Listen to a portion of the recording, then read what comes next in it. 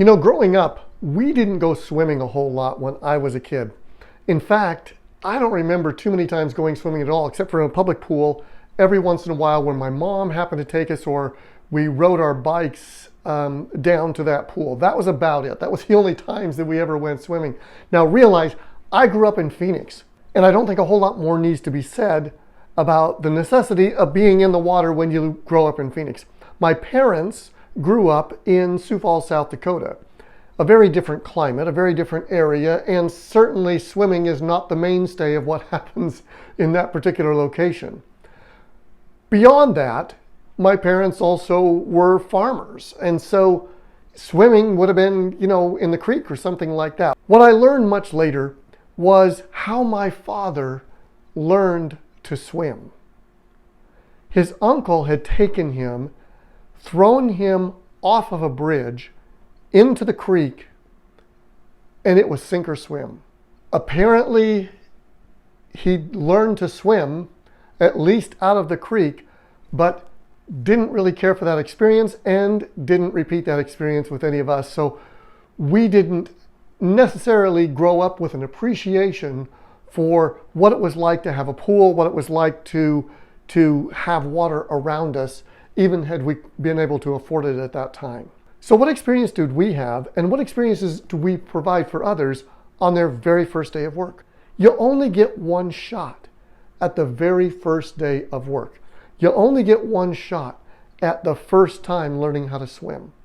Do we do it in a sink or swim fashion? Do we set them at the desk, say, here's your computer, here's the telephone, when it rings, answer it. When you get them on the phone, here's the script, and here's how to work the software that you need to use on the computer. And all of that happens in about 30 minutes, and boom, it's sink or swim. You're on your own, baby, good luck. Now we may take that approach, and that approach may be necessary, or there may be a more lengthy training approach, or there may be a mentorship, or there may be a lot of ways to initiate somebody into their role and what it is that they're doing. How do we approach that first day experience?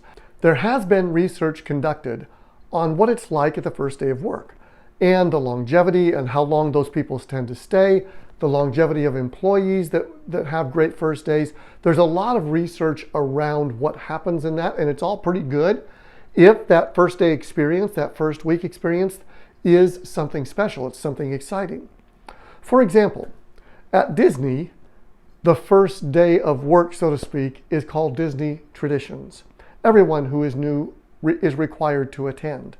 Traditions is not a training process to teach you how to work a ride or teach you how to behave in the park. Traditions is more about what's the culture like. What is Disney really all about? What is it that Disney is? There's also famous stories about the first day of work at John Deere. And again, it's a way to make that first day experience something extraordinary, something special. So I'd encourage you, if you haven't looked into these things, to look into them, read them, try and understand. So let me go back to a previous podcast from this week where I introduced to you the power of moments from the Heath brothers. And as they went through that, they talk about there are peaks and valleys in all experience. And in the experiences that we have, we want to maximize the peaks, right? We want to, if we can, we want to make those peaks happen, because those peaks are likely to give us more out of that experience than if we either spend time in the valleys, which will also be memorable but not pleasurable. Peaks are memorable and pleasurable. Valleys are memorable but not so pleasurable, not so positive. In the first day experience that you have or you provide for others, wouldn't it be wonderful to have multiple peaks? At least one peak? If we're going to bring about peaks in the first day experience, in the first week experience, we have to understand the structure of experience. Now again, the structure of experience has to do with those 4 elements that I constantly harp on, that every podcast is based on, right? So we have the elements of the private experience, the personal experience, the social experience, and then finally the professional experience. When we consider the private experience, what's that person actually going through as they consider their first day of work? Is somebody even focused on that? Is somebody thinking about what's going on in the head of that individual? As we at least think about it, it's going to be more likely that you're going to help them accommodate whatever's going on in their head for that first day. Second, what's the impact on that person's personal experience? In other words, what's the effect of this job on that individual's family and close friends? As we consider that, we may actually do something in that way as well. And if you want to truly have that first extraordinary experience, you might consider that as you create experiences for others.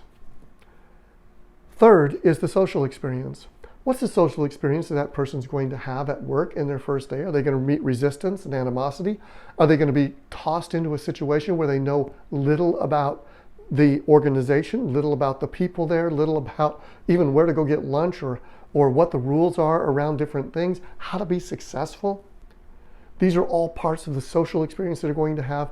And then finally, the professional, what result do you want from these people? And are they equipped to be able to give you that result, or at least released from the anxiety of having to produce that result from day one? So in the experience, how do we introduce elevation? How do we introduce pride? How do we introduce insight? And how do we introduce connection into the process of that first day? If we follow and consider the structure of experience, we are far more likely to hit the peaks that will allow success, allow that emotional bonding to happen between the organization, at least the people in the organization, and the new person that you're bringing on board. These are all difficult things. Providing exceptional experience is not an easy task. If you're a leader in that situation, it is your responsibility to provide the best experience you possibly can, to retain the best people that you possibly can. And if somebody's not having a great experience in your organization, and they're not having a great experience because they're not doing well, they're not producing well, that's not on you, that's on them. You do the best you can in that situation, help them in every way, provide the tools and the resources necessary, and they have to provide a great experience as well. All of that to say that if you're going into your first day of work, if you're going into an experience for the very first time, you want to go in to give it your very best, to make that the very best thing that you possibly can. Thank you again for being with me on the Primacy Podcast. I do appreciate it. I'll see you next time. Take care.